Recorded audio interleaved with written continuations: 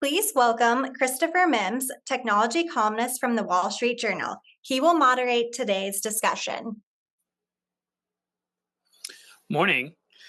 Thank you all for being here. I think this is an unusually timely panel, given the events of the last 72 hours at OpenAI.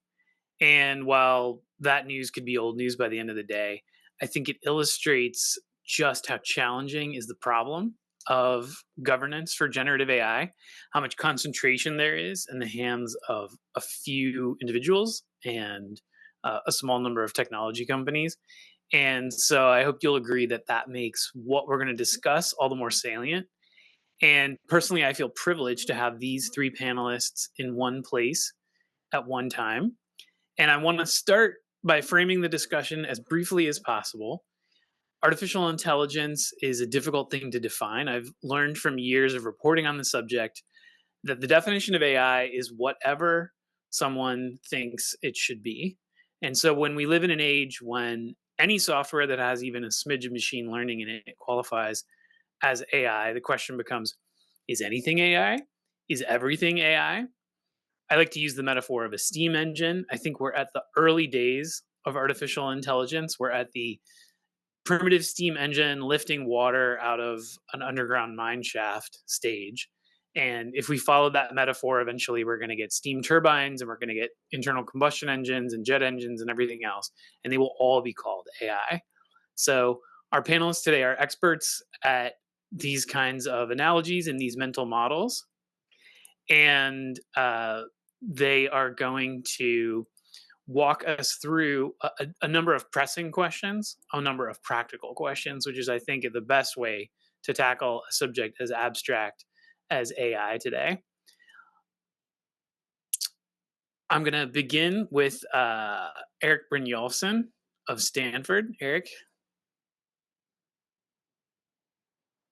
Hi, Chris. Thank you so much for inviting me here. And thank you to everybody for gathering. As you said, this is a really interesting time. There's so much confusion and hype, even just this weekend, about AI.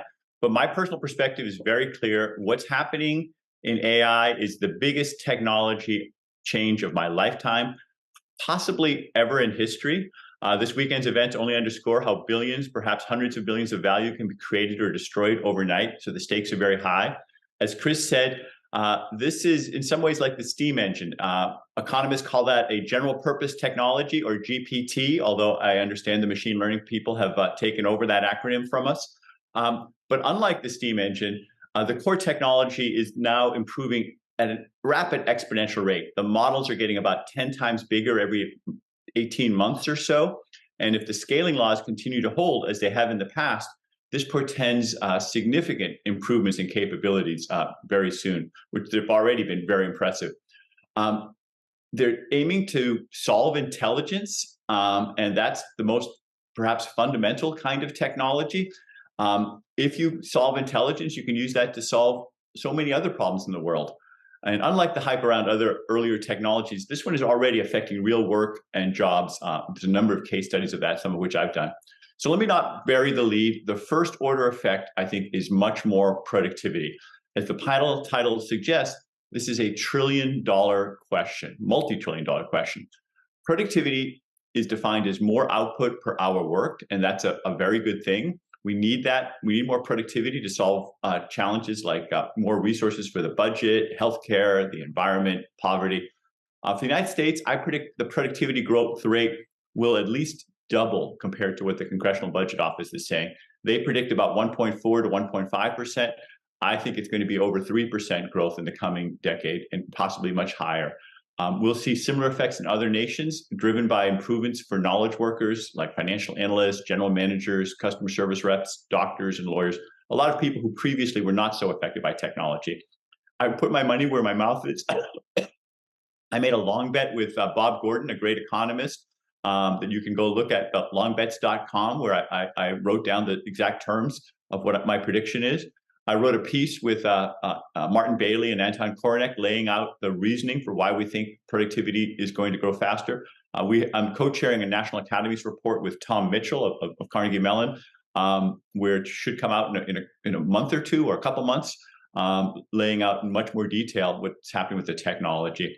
As I said, this is not just hypothetical. We're already seeing some real changes on the ground, remarkably fast, I think. In just a couple of minutes here, I think I have left, I'll just mention briefly that I looked at a call center where they rolled out a large language-based model to help with millions of conversations. We had all the data from the millions of conversations, 5,000 call center reps. Unlike the traditional system, this system captured the tacit knowledge from the data, and it did not just replace the workers, but it really complemented them. It worked alongside them, and it would coach them in real time with hints on how to serve their customers better. And very quickly, we saw massive improvements. Within a few months, just a couple of months, we saw that the productivity improved by 14% on average. Interestingly, the least experienced workers improved the most, about 35% more productivity. Customers also benefited. Their customer satisfaction was up. If you looked at the sentiment in the calls, customer sentiment went up, a lot more happy words and fewer angry words. Workers also seemed to be happier. They were less likely to quit. So is it really a win all around? Stockholders, customers, employees all benefited. There are many other case studies like that that are emerging by other folks and some that we're doing. So I think on the ground, we're beginning to see some changes. And if you roll that up to the economy as a whole, this is certainly a $1 trillion question. Managers, policymakers need a roadmap for capturing this knowledge. I hope we'll have a chance to talk about that later. But let me stop there, and I'm looking forward to all your questions and comments. Thanks. Next up, we have Kay Husbands-Feeling from Georgia Tech.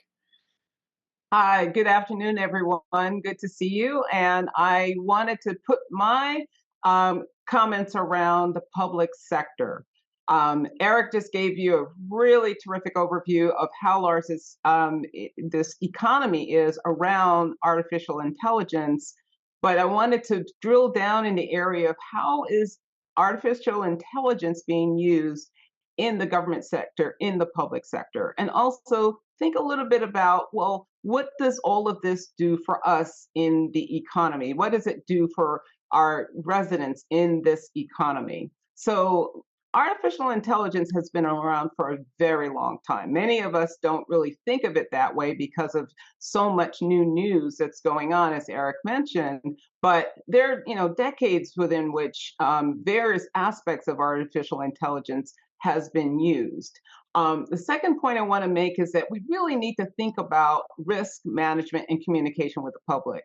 We're going to drill down on that a little bit more later on, but with all that is going on, as large as a sector it is, as many sectors that it connects to, how do you mitigate risk? How does the public feel more comfortable with what we're using? And again, it has been in use for a very long time.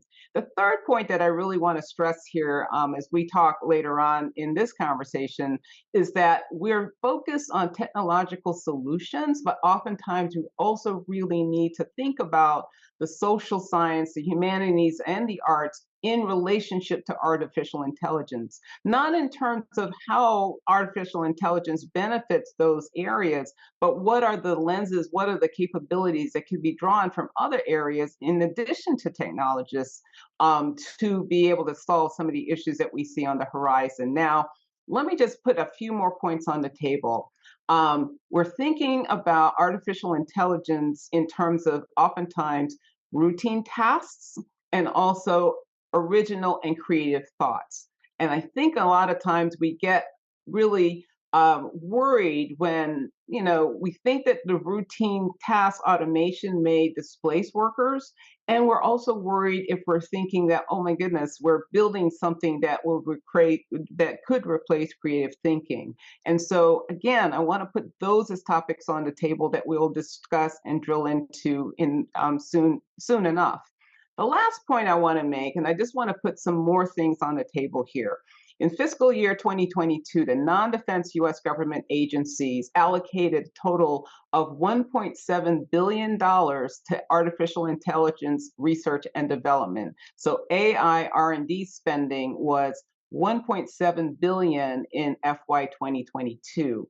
That is expected to go up closer even to $2 billion. So even in terms of our own spending in the federal government on contracts, prime contracts, grants, and other transactions, we're spending quite a bit in this area. In the public sector, where are we seeing that expenditure? And I just want to lightly touch on some ideas here and drill down on these a little later.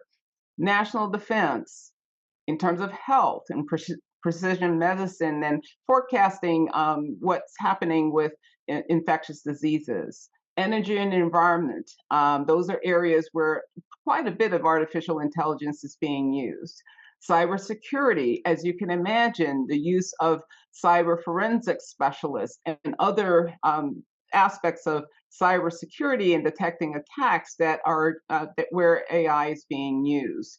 Transportation, building of bridges, law enforcement, which is again an area where we really think about, well, how is AI being used and is it used equitably? In basic research, artificial intelligence is also being used. So last point here that I want to make is that I want us to think carefully about two things. Does AI create inequality? And what are the lenses that we need in addition to technologists, again, to be able to understand better what are the impacts of artificial intelligence in our society, in our communities? What's the value? What are the risks? And how do we mitigate those risks? Thank you. Back to you, Christopher. Thank you, Kay. And next up, we have Christian from Carnegie Mellon.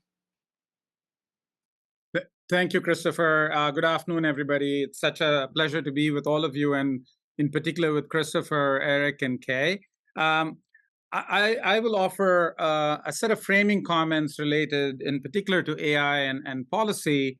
But let me start by reiterating the rate and pace and change of AI technology. For those of you who got a chance to either attend OpenAI Dev Day or saw what was released on November the 8th, just about 10 days ago, you got to see not only the technology, as many people think of it in terms of chatbots, but a number of other advances related to how to connect the Gen AI technology to other applications through APIs, through plugins, etc.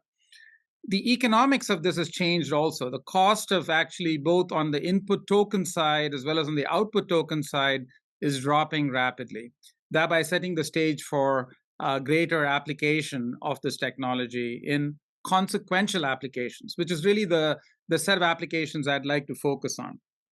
And as we think about this, I'd like to highlight that across all jurisdictions, there is broad agreement around let's not regulate the technology, let's regulate or think about what governance needs to be in place for the use of the technology in particular contexts. Context matters. The use of AI in autonomous vehicles is very different than the use of AI in, say, hiring or recruiting or AI in healthcare. So it's important to think of use cases as we think about governance of AI in consequential settings. The second is to be clear about the distinction between model developers, the OpenAIs, the Anthropics, the Googles of the world, versus model deployers.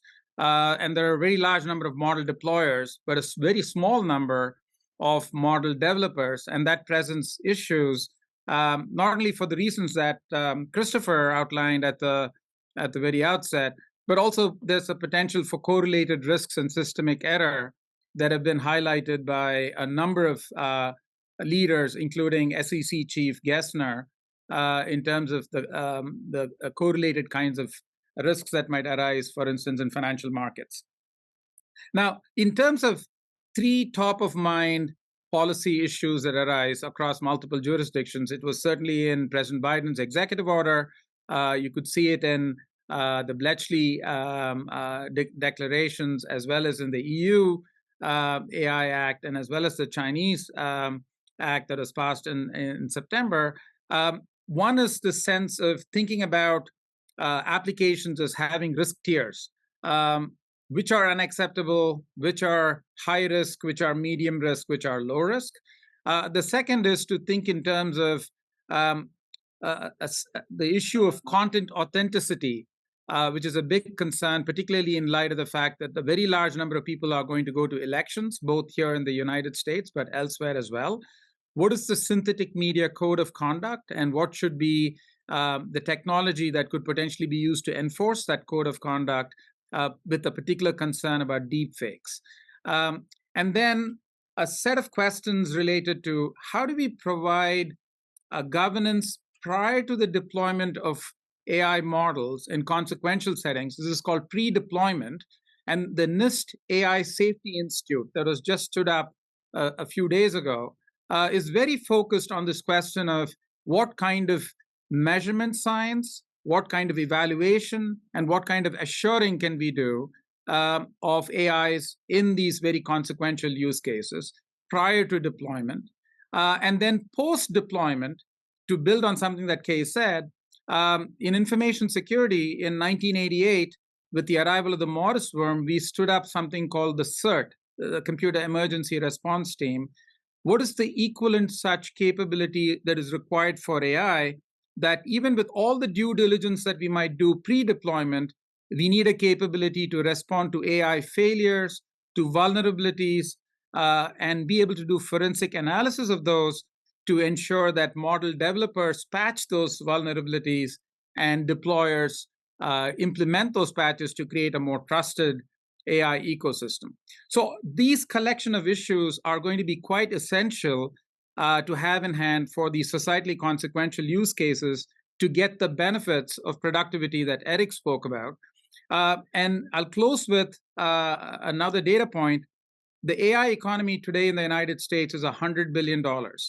The US non-defense R&D spend, like Kay mentioned, is $1.7 billion from NITRD data.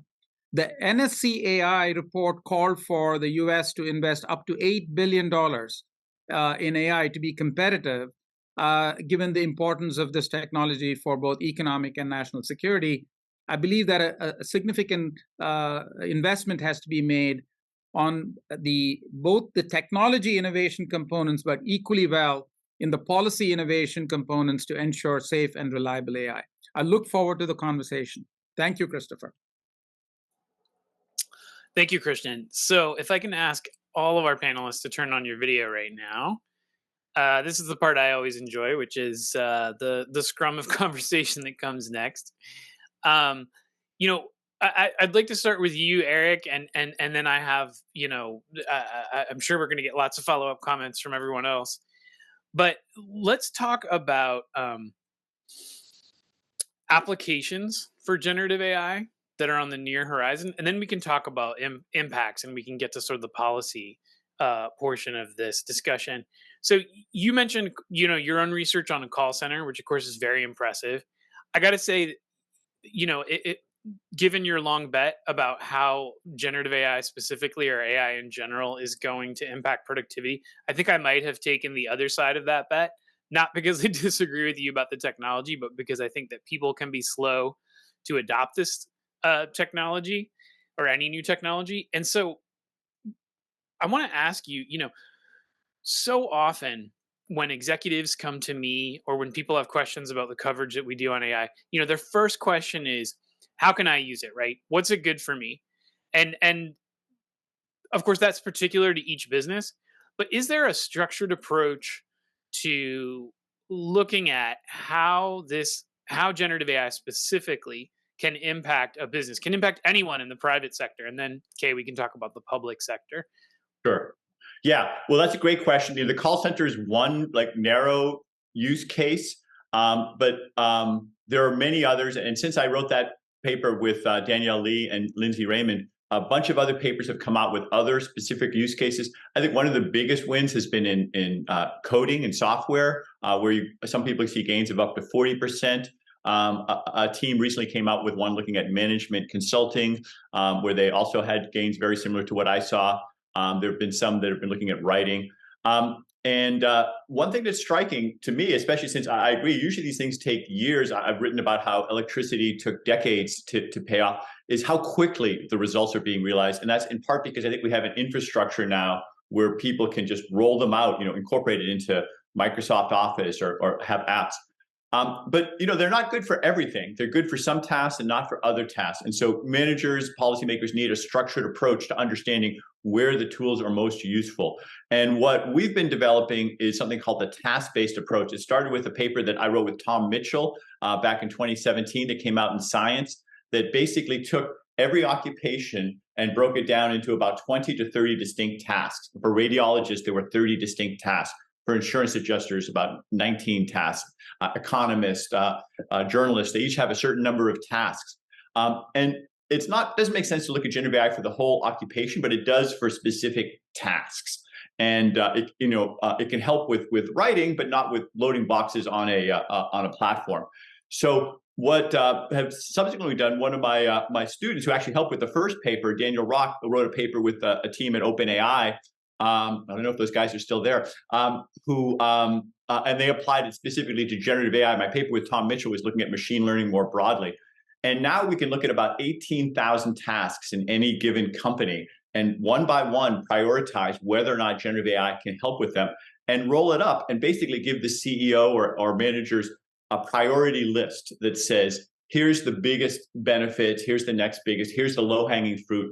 Because I see everyone's overwhelmed. There's so many opportunities, but this gives them a structured way to have a game plan for where to roll it out. And I would like to accelerate that timeline so that we do. So I do win my long bet. I have a stake in this. I have a dinner bet on it.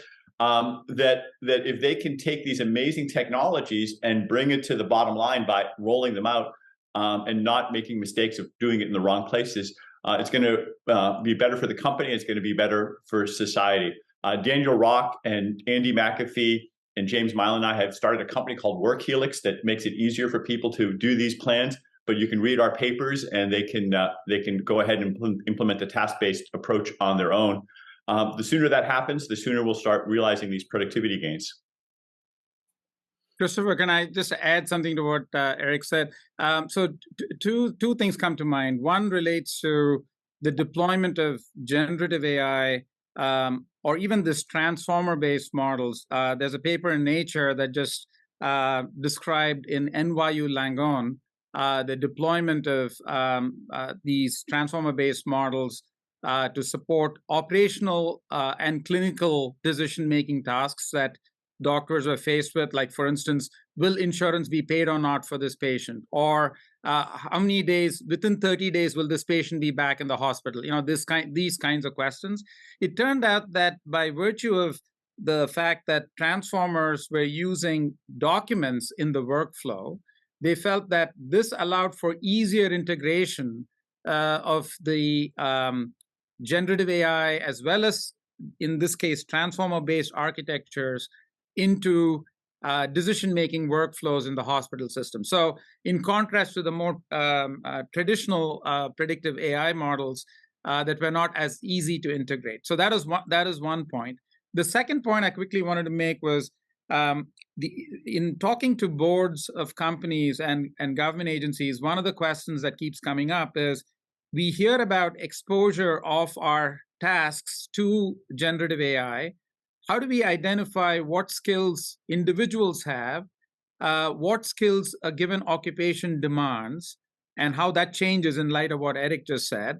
And how might we fill the gap for workers as they try to sort of determine how might they best contribute to the changes brought about by AI? We have a project here called the Workforce Supply Chain Initiative at the Block Center, and folks can go to the Block Center website and get more information about it. But this can also be analytically done, and I think supporting workers and firms and government organizations as well in terms of finding and filling gaps in skills, I think is going to be a really important issue. So to add to all of that, I wanted to put a couple of things on the table. One, just at a conference in Ottawa about a week ago, Canadian Science Policy Conference, happened to slip into a session on medicine and AI. Not, you probably heard all about that. Folks online have heard, quite a bit about what's happening there. But the one thing that was salient that we all sort of took a breath was if we're using artificial intelligence in a diagnostic process or even to prescribe a certain medicine or to develop a medicine, right, that's tailor-made for a given individual. If it works, hurrah. If it does not work, who has the liability? And we all took a breath because we weren't really sure of the answer to that question. It probably isn't different from some of the other conundrums that we face when we're thinking about intellectual property and also risk. But I just wanted to say something Krishnan said, and following up on Eric, that it just reminded me of an area where we need to drill down. But the larger question that I heard was also about workers. Who is doing the work in the public sector? That's the sector I'm thinking about. And how is artificial intelligence and the variety of ways in which it's being deployed, how are they going to be used by the worker? Not displacing the worker, but what is the process by which existing workers and folks that are going to come on stream, how are they going to be skilled and reskilled to be able to do this work? Eric mentioned almost a ladder and a stackable way of trying to understand how AI is deployed throughout an organization. That's really important. I wanted to say that I noticed also in preparation, OMB, Office of Management and Budget, has a directive on the types of safeguards that need to be put in place. I don't want to list all of them, it's pretty extensive, but the first off the block is conducting AI impact assessments and independent evaluations. The evaluative process is necessary, and I think we also need to very much communicate that these evaluations are happening, because workers want to know that they are part of this. They're going to be part of this organization. They're going to be able to adapt to the use of various types of mechanisms that will enhance work and not necessarily replace work. And I don't have rose-colored glasses on, so I'm not going to say everything is going to be enhancement and not replacement. That's for our discussion today. But I also want to make it sure that we understand that conducting these impact and assessment processes, that's a really important piece. And we also need to very much communicate how are we doing so that workers feel more secure in the work that they're doing and contribution to society. Yeah, Kate, let me ask you a follow-up question there.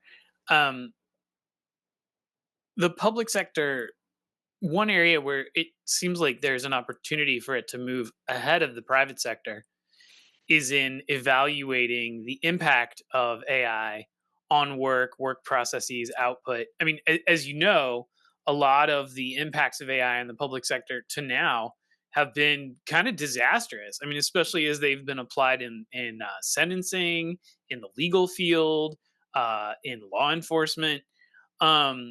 Do you think we've learned from those lessons? Do you think that there's an opportunity for the GAO or others to sort of head off some of these potential negative impacts? I mean, we're talking about AI like it's going to automatically displace workers. I mean, a lot of the early results I've seen are that when it's misapplied, which is often because it's a new technology, it's just as likely to slow people down, to generate more work, to generate a worse work product. So could you talk a little bit about how the public sector has an opportunity to kind of evaluate the impacts of deploying, generative and other AI in a huge variety of types of work? Sure, I'll start off, but I think Krishnan also may have something to say based on what he just saw at NIST last week. I want to just put it in a slightly different frame. The things that we hear about, the catch our eye in the news, the negative, those are not necessarily the preponderance of what's happening, right? So what I don't know is how much of what we're seeing in terms of the use of, say artificial intelligence, but big data use, neural networks, hierarchical generative models, natural language processing. I mean, I can go through this long, long list that exists of how various aspects of intelligence and artificial intelligence and automation, how much is being used in the public sector. And if we have that sense, I do not think that we would have the sense that it's completely wholesale so negative. You see me eyes darting around, I'm putting in the chat for everyone. I've sent that to everyone, the use cases for AI in the government sector, so people can pull that up and see. I have this massive spreadsheet of all the different ways in which it's integrated already, not new, things that have been happening. So I think we first have to get back to answer the question, not pose it as an outcome. How much of this is already happening that's actually going well, that we take for granted, that actually is making work more productive or easier, so to speak? And then tackle those areas where we know, wait a minute, it's a disruptor that is not benefiting the worker nor the output. And then dig in on those areas to be much more clear about where the solutions need to come about. I'm sitting at a university. Of course, I have to say that there are aspects of this where we really need more research. I mean, Eric listed a number of papers he's worked on. Krishnan has as well. We have folks here at Georgia Tech who are working on 3 of the AI institutes from the National Science Foundation, as well as ethicists who are working along with those AI institutes. So there's work being done to try to understand better how to do those assessments better. And for many folks, that may seem like, well, wait a minute, I want to know when the rubber hits the road. I want an answer. But I think we have to frame the question a way better than we have been framing it, and to remove some of the kind of the valence that this is always a negative thing and it's always a problem, because sometimes it really truly isn't. I will say, though, that the problem that I mentioned earlier that really gets at the crux of some of the things that I worry about is, does AI create inequality? And there are 3 different ways that I've seen. It's a Harvard Business Review article on AI and machine learning. The title of it is "Eliminating AI Bias is Just the Beginning of Equitable AI." And it kind of decides to go in 3 different directions. What are the technological algorithmic biases? What are the supply side forces that are issues? And therefore, what are the demand side issues? The demand side is basically, there are people more uncomfortable if something is developed using AI. Healthcare was the example that was produced.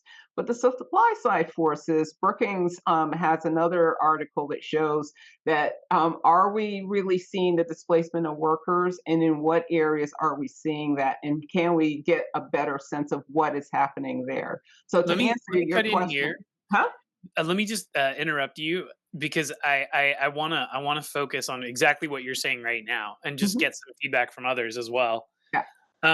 You're talking about workforce impacts, and are there any? And I would love to throw that to our 2 other panelists. Are we seeing workforce impacts yet? Do you think we will soon? In other words, an impact on either the quantity of jobs or the tasks that they consist of. I can start. We're not seeing an effect on the quantity of jobs right now. Unemployment is close to a record low. And although there's always in some churn, there's ups and downs in different sectors. And I'm not sure we will anytime soon, because there's still an awful lot of work that only humans can do. And depending on how well the economy adjusts, people will redeploy, even as some sectors need more employment, others need less. That said, there's evidence that we are beginning to see some effects on wages. And certainly that happened over the past decade with earlier waves of technology. We saw some big changes in waves as AI and other technologies affected routine skills disproportionately, and we saw a drop in the demand for those. Wages fell. But Eric, sorry, let me interrupt you right there. We've seen kind of a record appreciation in wages, especially for so-called blue-collar work since the pandemic. So, yes. Sorry, what effect on wages are you seeing already? So there's been some spot evidence of studies, like for instance on Upwork, where the tasks that were done can be done by Gen AI, by ChatGPT. There was a fall in demand for people doing some of those. Some folks doing translation. So these little spot areas. If you believe as I do that this is a very powerful technology that's going to affect perhaps 50% or more of the tasks in the economy, just based on what LLMs and generative AI are able to do, and you match them up to the tasks that I talked about earlier, then there's going to be a lot more. It's barely been deployed yet, so this is still speculation, but I guess that's what you asked me to do. We're seeing a few spots here and there. So but the short answer is, if wages adjust, then we probably won't see it show up in employment, but we will see it in wages. And that underscores what Kay and what Krishnan said earlier, that we need, we need to think about how to rescale, redeploy people. One of the discouraging things is the US labor markets have become much less flexible over the past 10 or 20 years, much less dynamic. There's a lot more, for instance, occupational licensing. For some reason that people don't totally understand, people are not moving to new jobs as much as they used to. They're not moving across geographies as much as they used to. And that makes it harder to redeploy, because the way to address these technology shocks is not to try to freeze everything into the way it was last year or 50 years ago, try to just lock in place the existing job structure. The only way that America or any country has succeeded is by embracing the dynamism, creative destruction, and having people redeploy into the new areas that are going to be growing. And I don't think we're at a stage where we're at, AGI, maybe Ilya Sutskever disagrees, that we'll be able to do all the tasks. And therefore, there'll be plenty of tasks for the foreseeable future, at least say the next decade, that only humans can do. And we just need to be able to train and redeploy people into those. So that the key is going to be maintaining flexibility and dynamism and training, so that people will find those new opportunities, not to try to freeze the existing labor structure. So if I might add to what Eric said, I think two things that I hear a lot in talking to policymakers here, and I should say this is not just a federal issue. I think there's the Governor Shapiro of Pennsylvania signed an executive order for the deployment of Gen AI in Pennsylvania government decision-making processes. So this question of what the potential impact is on the workforce is certainly a question that arises, in state level decisions and policymaking as it does in the federal level. And as Eric just noted, I think there are a number of papers that talk about the extent of exposure of tasks to Gen AI. In fact, Daniel Rock, along with OpenAI colleagues, has written this paper that 80% there's going to be considerable exposure of tasks. 80% of the jobs have at least 10% of the tasks. 10%, and then 20% of them have 80%. 20% have at least 50%. Sorry. Yeah. I read that paper a lot, so I know. Yeah, 20% have 50%. It's a great paper, and I encourage everyone to take a look at it. And our whole task-based approach is very much inspired by that and the earlier work that Tom Mitchell and I did in that spirit.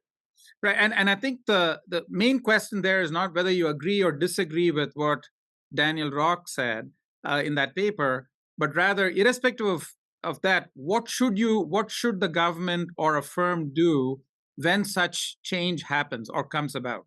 And I think that's really where you need this quick response capacity to gain real-time situational awareness of what's actually changing. These are predictions of what likely might happen, but what firms need, as well as what society needs or what policymakers need, is situational awareness and the capacity to find and fill gaps as they arise in terms of skills. And so a skill-based approach which identifies workers and their skills and occupations and their skills and how they change and where those skill gaps lie really will result in what kind of upskilling programs need to be put in place.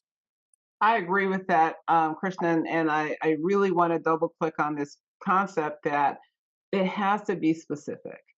I think the general outcomes, we need to understand that as, in the general economy, right? In the macro economy. That's the question that we usually see discussed and posed. But I think for the worker, for the citizen, for even the organizations, they really have to get that granular understanding as to how is this helping and where do we need to augment the capacity for workers to do either the current job that we're doing on the next thing that's coming.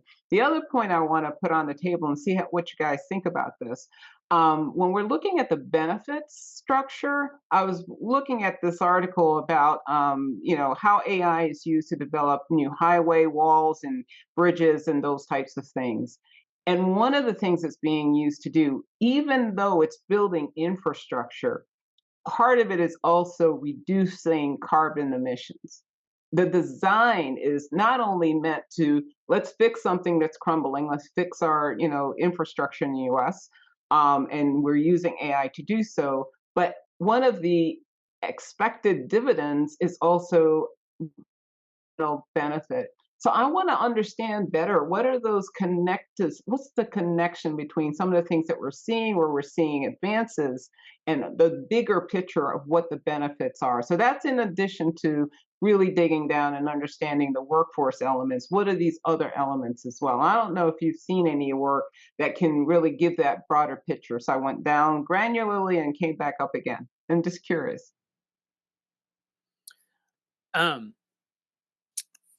I'd love to turn all of you toward just the most basic. I'd love to return us to the most basic question that I think that this panel is trying to answer, right? Which is how do you sort of address the Gordian knot of regulation and policy toward generative AI in general. And I just want to ask this as kind of a provocation, all right? If AI is as big, the current generation of AI is as big as I think everyone here believes it's going to be, and its impacts are as broad as we agree that it's going to be,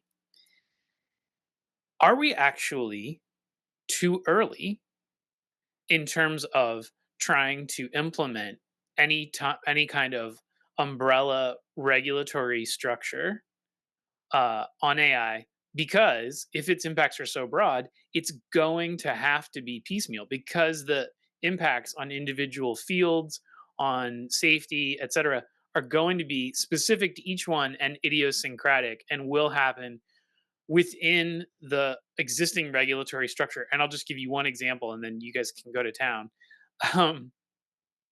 In the past, when people have talked about what happens when you bring the black box of AI to insurance, catastrophic, could be health, whatever, the response of regulators, which I think has been very clever, is, guess what? The old rules still apply. It doesn't matter if humans are making the decisions or AI is.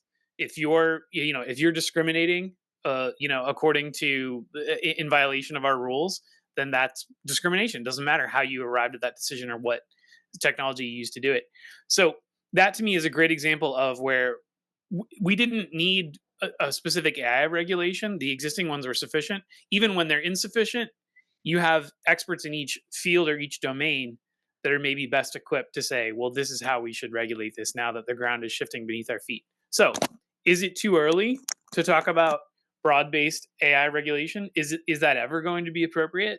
I'd love to hear from each of you. Should I go first? Okay.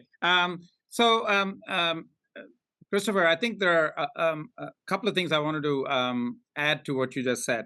I think if you took a step back, I think there's a need from a societal standpoint for the citizens at large to gain trust in what AI can bring to the table. And I think it's really important. If you've seen the Khan Academy, Khan Amigo demo of Sal Khan demonstrating how GPT combined with Khan Academy does an amazing job by being a personalized tutor to a kid who can actually acquire learning and learning objectives and capabilities. I think things of that nature, I don't want to use the overused term moonshot, but I think we need something that ensures people really get to see what this technology can really bring to the table. I'm a big proponent and believer in what I think it can actually bring to the table, because I think the rest of it, with regard to what guardrails we put in place, how do we ensure we get all the benefits while ensuring we mitigate the risks, all stem from our view as a society of what this technology brings to the table. So that I'll put that up front. The second, I think, is you're absolutely right, which is that, as I said at the outset, AI regulation has to be done in context and in use. And if you look at what the NIAC, I serve on the National AI Advisory Committee to the president, and I think if you look at what the EU AI Act is trying to do, is they're saying you could take a look at what the EEOC is doing, look at what HHS has, look at what CPFB has. I mean, so we have existing regulation that, and if AI is just a means to an end, then we have those mechanisms in place. But that said, I think the reason why you have an AI Safety Institute being stood up is because you have this technology that you need to, and I think I'll reiterate this, I don't think we fully have a complete understanding of how to ensure safety and reliability of this technology. Because remember, we are not talking just about chatbots. And even with chatbots, there's work from Carnegie Mellon that showed how you could jailbreak the guardrails, where you could ask it to, it's called a suffix attack. You have this gobbledygook of strings you post after tell me how to build a bomb or something toxic like that. And you can actually break the guardrail. This is the work of Matt Fredrickson, Zico Coulter, and others here at Carnegie Mellon. And this is a systemic risk that is shown to occur in every GPT that is out there. So I think there is a need for us to understand how to document. There's measurement science that needs to evolve. There's evaluation science that needs to evolve. And we need to figure out what's the equivalent of, for financial statements, we have the generally accepted accounting principles that we assure financial statements against. What is the gap for AI? So you can actually then say, I'm able to assure these models against those principles in these use cases. So I think there's work to be done. It's not to say that the existing regulations don't get us off to a good start, but there's work to be done. Well, Kay and Eric, go ahead. Yeah, oh, yeah, please. I want to just say I agree with that last part especially. We don't have the evidence and the knowledge right now to put something in that's generally broad-based, very high level. We just don't have that. So when Krishnan said work to be done, and I was saying earlier that the research needs to come before, and we need the evidence of what we're trying to fix. I think that's important. I also really worry that this term AI is just being spread around like peanut butter. I mean, there are very specific aspects of what we mean by artificial intelligence in all these different areas that we talked about. It's not going to be a one-size-fits-all possibility. But one thing that we do need to do, and again, and just echoing what Krishnan just said, the communication about how this rolls out and about the protections that our citizenry will have from the government or whomever, that's really important. And I think that part of the design of what those policies will be will have to integrate what the private sector is seeing as well. It's not going to just be something that government does on its own. Yeah, Chris, you asked whether it's too early. It's definitely not too early to be all hands on deck trying to understand the regulatory needs. As you mentioned, there are some things you can do with existing structures, but there's a lot of things that also have to be updated. The technology, as we talked earlier, is improving exponentially. A lot of new possibilities and weird possibilities that we hadn't thought of before are emerging.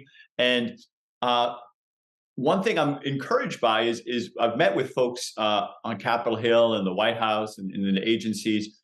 They are taking this very seriously. They are reading the research literature, unlike they did, a couple of years ago or 5 or 10 years ago, where they honestly weren't paying much attention. Now there's a real urgency around trying to understand it.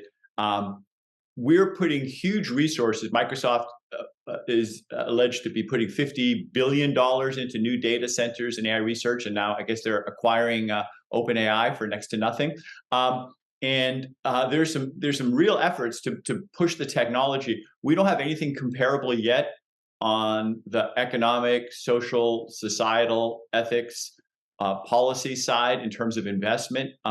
We need it because the effects of this are going to be very consequential for employment and the economy, for misinformation, politics and democracy, for national security, and it's the rest of us are going to have to hustle to start thinking about what the right policy and other implications are.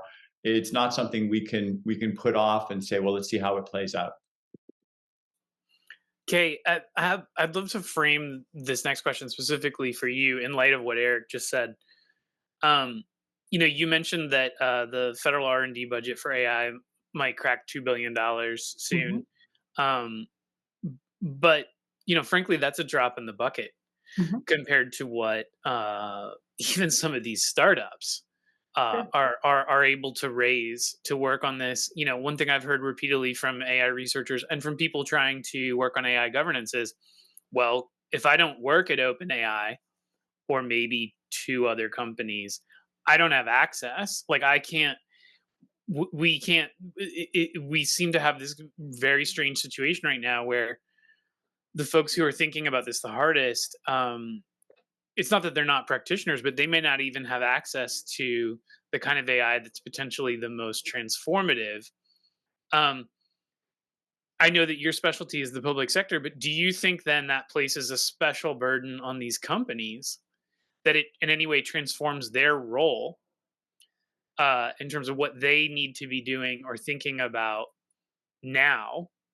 Either in interacting with regulators. I mean, I know Sam Altman has frequently said, my industry should be more regulated. I'm happy to help with that. What's that interface look like? What are the obligations of these companies? Or do they kind of not really have them other than their obligation to shareholders, and we should worry about that? Well, there's always a continuum, right? From basic and the early stage of discovery all the way to something that's in this where the rubber hits the road, where commercialization exists. And so wait, I just want to put a fine point on the fact though that right now that continuum, it's not the usual continuum, right? All of the R&D is being done in the private sector. This isn't government funded research that's then being transferred like aerospace was, right?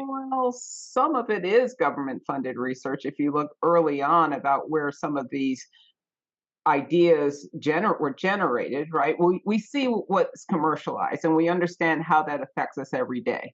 But a good bit of this was done early stage in labs that were funded by the federal government. I can't imagine that I don't have the data on me to say what that proportion was, but we've all seen ways in which those things that we take for granted today, the iPhone is the example everyone uses, and there's a lot of research that was funded back then. So, but where I was going with that is to say that there's a need for both. I don't think it's an either or. I don't think it's something where there's a synapse that we used to talk about the valley of death, and you throw it over the other side from basic research to or fundamental research to development. I don't really think that we're in that position anymore. It has to be a collaborative process. It has to be a process where we're looking at what, yes, the federal government or possibly others can fund, but it has to be in concert with industry. It's not something that we're going to be throwing something over the transom at all. That won't work.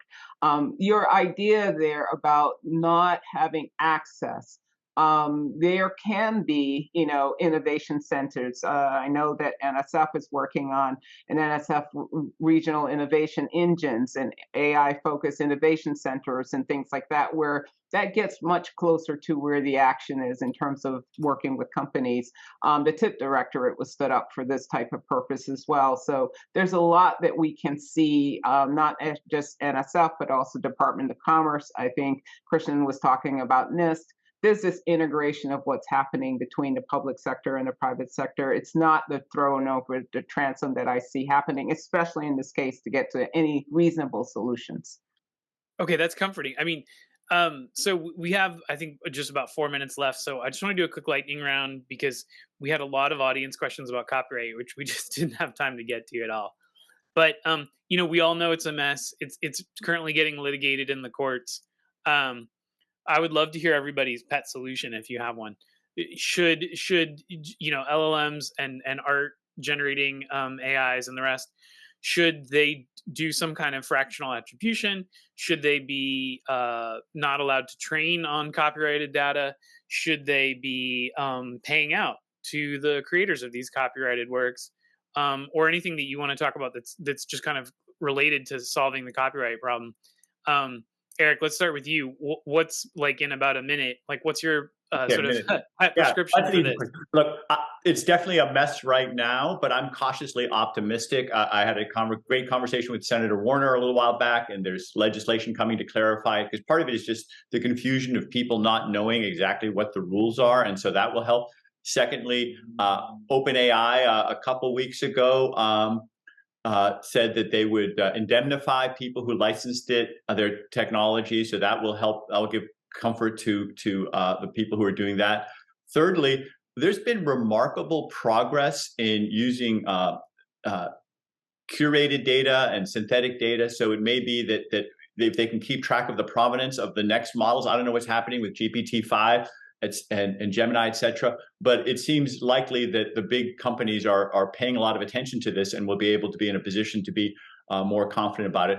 And last but not least, you mentioned finding ways of attributed. I'm working with another researcher to work on a Shapley value way of dividing up the benefits to folks, and I think there will be some possibilities to attribute and to share the benefits going forward. So the short answer is it's kind of a mess right now, but I see a lot of promising solutions on the relatively near horizon.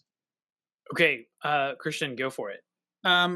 In 30 seconds or less. So I think the thing that came up in my hearing at the Commerce Committee was to balance, on the one hand, the artist's right to advertise what it is they're trying to that they've created, while at the same time gaining protection over their authorship, to ensure that it doesn't get scraped and end up as input into a LLM that can reproduce content in the style of that artist, be it audio, video, or image.